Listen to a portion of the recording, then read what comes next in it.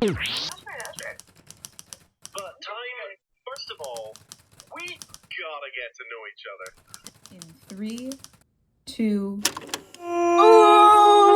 Welcome, ladies and gents, friends betwixt and beyond the gender binary, to me and Time of Some talking some bullshit. I don't know.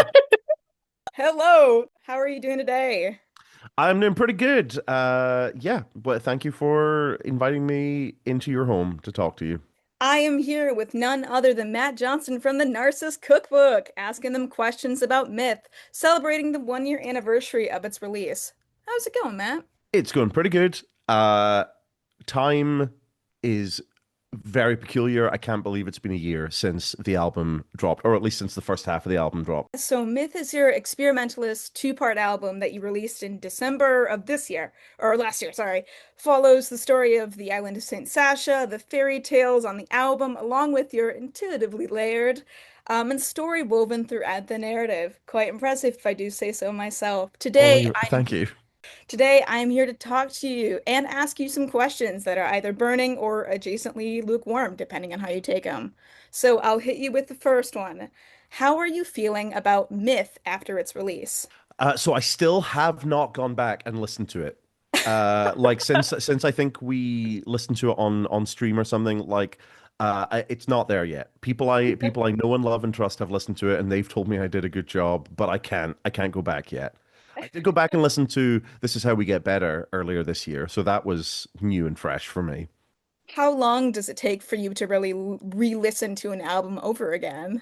I'm not comfortable yet with the idea that I might listen to it and not be happy with it, you know? Whereas after a certain amount of time, like if I go back and listen to Moth now, I'm like, well, but Moth is like the album's been out for so long, it's like a canon event. Same with him, whereas I still feel sort of tied to Myth and to a increasing or to a decreasing level.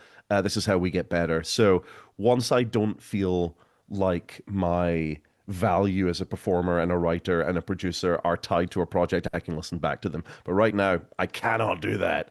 I did need to listen to Damaged Goods because I realized that I had fully forgotten just how that song goes. And I was playing it in London and I was like, I'm gonna have to listen to this because I cannot remember how this goes at all.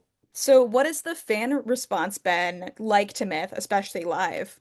So much better than I thought it was going to be. Like I know that I went from my most accessible album thus far, which was This Is How We Get Better, and then went straight into like my least accessible album, a lo-fi fucking double album. What an absolutely terrible business decision. And I thought that about 5% of people would get it. I thought I was really going to alienate a lot of TNC fans, and that was fine. I made my peace with it. But actually, I think it's probably closer to like 20 to 30% of people seem to like get it, which is really, really, really validating. And I've been the song that in fact that I was least confident about, which was Library at the very bottom of this place. I've opened with it at most shows this year and it kills and people love that song maybe more than any other song on that entire album. So it goes to show I don't know what people want. If I think people are going to like something, they don't. If I don't think people are going to like something, they do. What do I know? I'm not a member of my audience. So, you actually performed The Girl Who Painted Death on your tour in Bristol. What was that Mm. experience like? Oh, it was amazing. Frankie is a tornado, a force of nature, an act of God. She is. I think I confirmed this afterwards. Like she has never performed spoken word in front of people before, which is just infuriating because she walked on stage and I said, "Okay, whenever you're ready to begin." And she just stared down the audience. She just stared them down for about 10 seconds and then began. And I was like, "I can't believe you have this level of confidence." She's incredible. And doing that, I would have loved to have memorized my part of it. I didn't, but it was really good. And I would love to bring her out on tour again next year and take her to Manchester, Glasgow, London, some bigger shows. Oh, absolutely. So, what has been Myth songs like live compared to being in studio when you were writing them? They're more energetic. I mean, like songs evolve anyway, and I think the most interesting one for me has been Beach Piano because the one that's on the album is like that was recorded. That's part of a jam mechanics session. So, you're hearing a recording of me playing that song for the first time, having finished writing it about 3 minutes before I hit record, and going out on tour and playing that at most shows this year. It has evolved. I think it's still the same song. It just grows. I get more comfortable with it. I find like some new melodies, some new transitions between notes or sections. Yeah, it's been those two songs are the ones that I've done the most. Beach Piano and Library at the very bottom of this place. I think I played every other song on that album at least once at every show. But yeah, I don't know. Like the one I've struggled with. I have struggled with Damaged Goods. Like I can't figure out how to do it, and I want to because I think it's a great song, and it's difficult to go on stage and commit to playing something that you're not 100% sure of in order to get to the point where you're sure of it. But yeah, that's where I'm at with that song.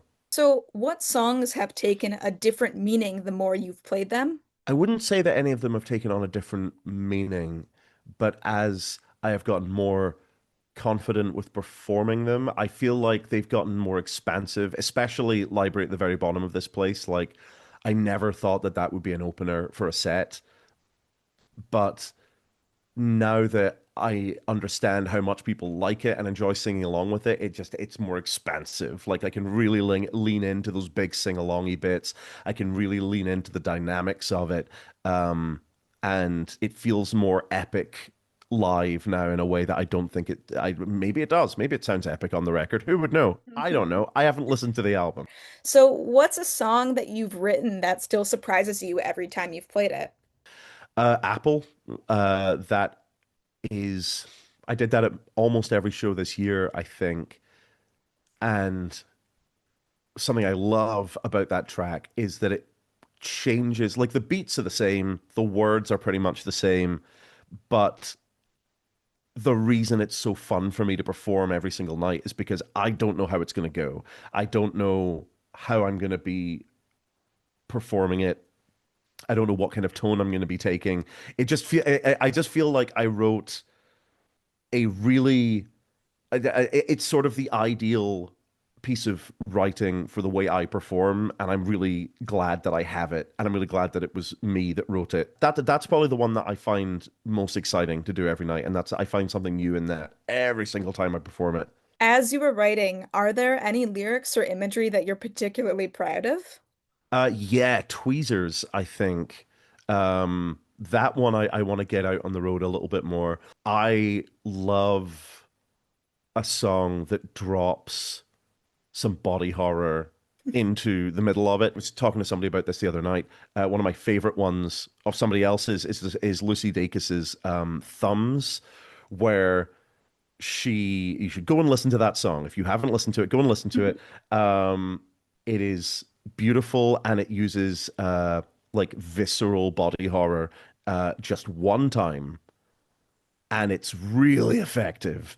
And yeah, so I'm the most pleased with those metaphors, I think. Those writings. And I still love Beach Piano. Every time I play that song, I'm like, I think this is one of my favorite songs I've ever written. It is a song that I will play when I have this little compartmentalized life where I go and play cover shows in a bar in Stirling, and I do that a couple of times a month just to sort of keep my hand in when I'm not on tour. And Beach Piano is the only song of mine that I would comfortably play in one of those sets because I'm just so proud of it. I think it is not only one of my favorite songs that I've written. I think it just might be one of my favorite songs. Yeah, did you write Myth with the original intent for cassette tape? And if you had to pick an alternative physical media form, what would you use? So it was between cassette tape and podcast. The original version of it was going to be a multi-part podcast. It was going to be it was going to take the form of a podcast documentary about this island. And I'm glad I didn't do that. I'm glad what I did essentially is I jettisoned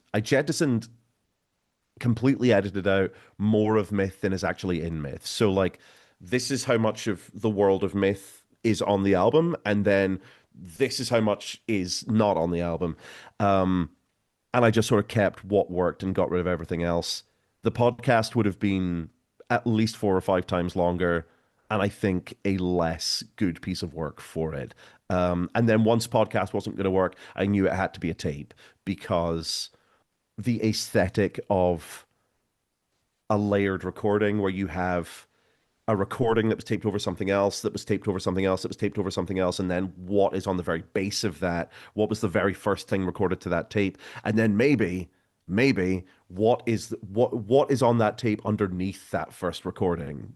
That is I think that is tied very intricately to the themes of the story of myth itself. And so, yeah, when people say, when are you going to put it on CD? I'm like, fucking never. The only reason it's on physical media at all is because it has to be, like it feels weird that it's on Spotify to me. Like I feel like it's supposed to be listened to on a tape. But yeah, listening to it on a CD just would feel weird, but I don't know. I'll probably go back on that. I'll probably put it on CD at some point. I'm thinking of putting out The World Is Ending and a sort of the world is ending CD collection, which is just like, hey, when the internet breaks down, you're still gonna have this, as long as you have a CD player, you're still gonna have this. So, and that'll just be a collection of all my albums, I think. So, how has the story of myth changed throughout the progression of you building the album to the final result? What it is now is you have the fairy tales, you have the songs, and you have a commentary on the fairy tales and the songs. I think those are the three main layers. The original version was going to have entire sort of mini lectures on the nature of story and the nature of propaganda and what kind of stories would be written by a community of people who feel like they failed to go on an adventure. It was going to sort of look into who they were as a community. It was going to go into a lot more explicit detail about what happened, but about why I went to the island. It was going to go into a lot, just so much, just so much, and it almost came out after him. I remember being. I think I've talked about this somewhere else. I remember being at Loch Ness, of all places, walking around the edge of Loch Ness and trying to trying to write the Three Brothers story. And I was like really stuck at how the rotten ram's skull was going to talk. And then I cracked it. I remember exactly where I was. I was like just walking underneath this bridge, and I came up with this line of dialogue, and I was like, "That's brilliant. That's exactly what the rotten ram skull would say." And then in the time it took me to have that thought and pick up my phone and write it down, I'd forgotten what it was. And then I had a complete breakdown. And I think my breakdown is still on Patreon somewhere, where I just go, "I'm so sorry. I have to cancel this album. I can't do it. It was too big. It was too big an idea." And that is why, in large part, the gaps in the stories are there by necessity as much as they are there by creative decision. I think that I am showing you the best parts of these stories. I think by leaving huge gaps that you have to fill in yourself, I am inviting you to sort of take a creative role in the album in your head. But also,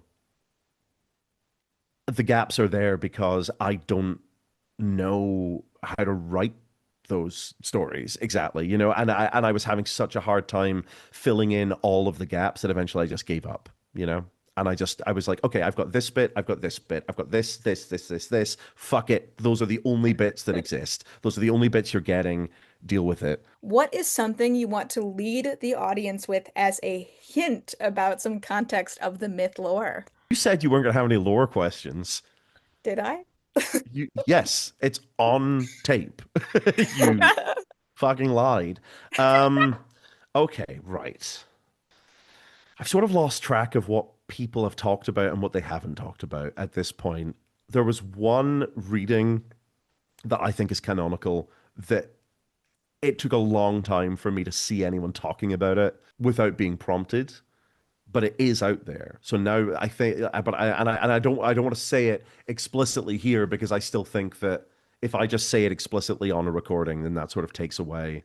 I think that the very last line in all of Myth, like the very last 45 seconds of Myth, should completely recontextualize what is happening on that album. If you look at the story of David Brownlee and you look at what he was doing, and you assume that there is a sort of a cycle of history that is repeating itself here, the very, very last 45 seconds of Myth Side 2 should recontextualize what is going on and what you have been listening to for the past hour and a half, I think. I don't know, if you care enough to think about it. So that's all I have for you. Thank you so much for your time and congratulations on the 1 year of Myth. I mean, Thank you very much. Thank yeah, you. this album is extremely well done. You've put so much effort into it, and so it's so exciting to see how successful it's been. So, Well, I have some questions for you. okay. How have you felt driving yourself to absolute insanity every Monday? Because if you're not aware, Time here made it her goal to have a Myth Monday where every single Monday it's like here is either a presentation or a lore idea or something. And I, 10 weeks in, so we're talking in March, I was like, well, you're not going to keep this up. And now it is middle of November, and at this point it would be ridiculous for you to stop up until you hit the year point, and then I'm assuming it's done. For the love of God, be done. For your own, don't, no, for your safety, for your personal health and safety, you have to stop at a year. I'm going to come from an earnest perspective. I actually feel really validated to be somebody who understands it in a way that I've had situations before where I have been trying to get into other lores of other artists or in the niches of other groups, and I really haven't had an opportunity to say anything forward because my words haven't been taken first. But with my solo and absolutely batshit mentality back in September of last year, trying to investigate from the bottom up, I still think there's so much I haven't covered in just all of these episodes as a whole. I don't know, like it's really validating to me that I feel like at least for a subset of people, I have created a piece of work that did exactly what I wanted it to do. In that it's like made other people feel the way other pieces of art make me feel. So like when I read House of Leaves back in like 2003 or something, the way that made me feel. When I play Bloodborne or Elden Ring or Dark Souls, the way that makes me feel. When I'm reading like when I'm reading something by like Jorge Luis Borges, I think his last name is pronounced Borges, Mhm. the way that makes me feel, where it's like I am seeing little snippets of a world between the trees, like if you're driving really fast and that like sometimes the canopy breaks and you see little snippets of a city, and just seeing little flashes of this world, I think is more uh creatively nourishing to me as a as someone who is consuming that work than it would be if you just sort of explained everything, and I what I was really trying to do with Myth was to create, where I know what's going on, but I don't want to tell you all of what's going on. And if I just sort of hint that there is an iceberg here that it is inviting you to jump into the water and fucking freeze to death. So, so yeah, it is validating seeing people still talk about it. Yeah, it goes to, I think before I put the album out, what I said was 95% of people are gonna just either hate this or be neutral about it, and 5% of people are going to become extremely mentally ill about it. And I just want to thank you from the bottom of my heart for being just an ambassador of mental illness about myth. Yeah, I'm not sure if that's a compliment, but thank you regardless. It is a compliment. You can and must put it on your resume. I will hopefully see everybody out on tour next year. I'm going to try and make some big changes to my set. It was, well, this is the other thing, is that I have now hit a point with my live show where, I've got like 50, 55 minutes to fill on a night, or like a standard night when I'm playing with Bug. And there is so much I want to do that I am now properly in a place where it's like, okay, well, if I want to put in tweezers, I'm probably going to have to cut out uh beach piano, or I'm gonna have to cut out something else. Like it is definitely hitting a point where I'm having to really look at what can be cut from the set if I want to fit in material that I think will kill live, but that is untested. So like it's really good to know that I can go on stage and be like, here is Good Morning Sunshine, here's Beach Piano, here's Library at the very bottom of this place, here's Sugar in My Coffee and Apple, and I can do like an hour-long set that will kill. And it is terrifying to be like, okay, now I need to deconstruct that because I want to do tweezers and I want to do damaged goods and yeah, I don't know and I want to, what I really want to focus on for next year is I want to do Heavy Rain on Hot Tin Roofs. Like that's what I want to be like the big spoken word thing that I do next year. Yeah. Which means probably no ghost stories. It means probably no Apple. I think I've put Apple away for a year or so after this tour in the UK just finished. I sort of said before I played Apple, this is probably going to be the last time I play it for a while. So I don't know. Like I don't. It's scary. It's scary to think that I'm gonna have to be cutting out stuff that I know people love. Thank you so much for your time. I appreciate it. So I'm going to cut the recording off here. Cool.